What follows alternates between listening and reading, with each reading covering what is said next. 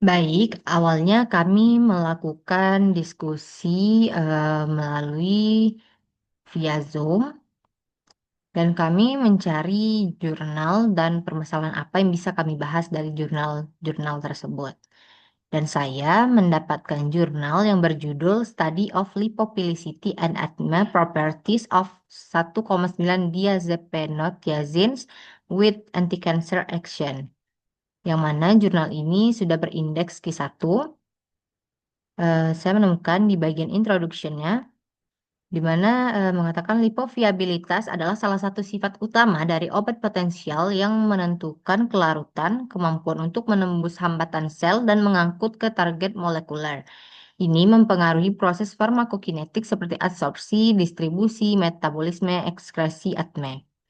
Tujuan ini menentukan parameter lipophilicity log-P, RM0, dan log-P TLC dari 11 antikanker baru, 10 substitution, 1,9 diazepanotiazines, 1,11 oleh program komputasi dan dengan metode RPTLC untuk membahas pengaruh sifat substituen membandingkan data yang dihitung dengan yang eksperimental untuk menganalisis sifat-sifat molekuler.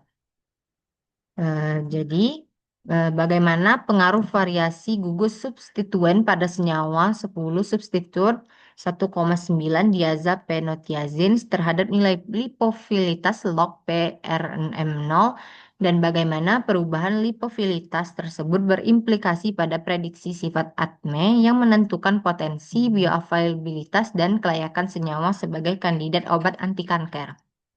Dan saya menemukan solusi atau jawabannya pada jurnal yang berjudul Study of the Lipophilicity and Admet Parameters of New Anticancers Diquinotiazines with Pharmacophore Substituents, yang mana jurnal ini sudah berindeks Q1. Pada bagian abstraknya, saya menemukan lipoviabilitas adalah salah satu parameter utama yang menggambarkan perilaku farmakokinetik obat, termasuk penyerapan, distribusi, metabolisme, eliminasi, dan toksisitas.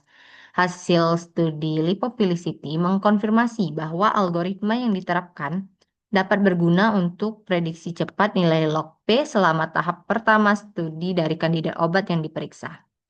Dari semua algoritma yang digunakan, kesamaan terbesar dengan nilai kromatografi RNM0 untuk senyawa tertentu terlihat dengan I-log-P.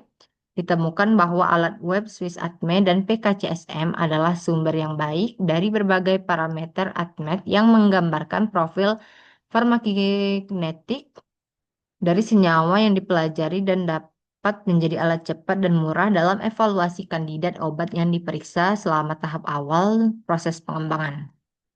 Jadi, analisis lipofilitas tuh yang dikombinasikan dengan evaluasi ATME memberikan dasar rasional dalam desain dan seleksi senyawa obat.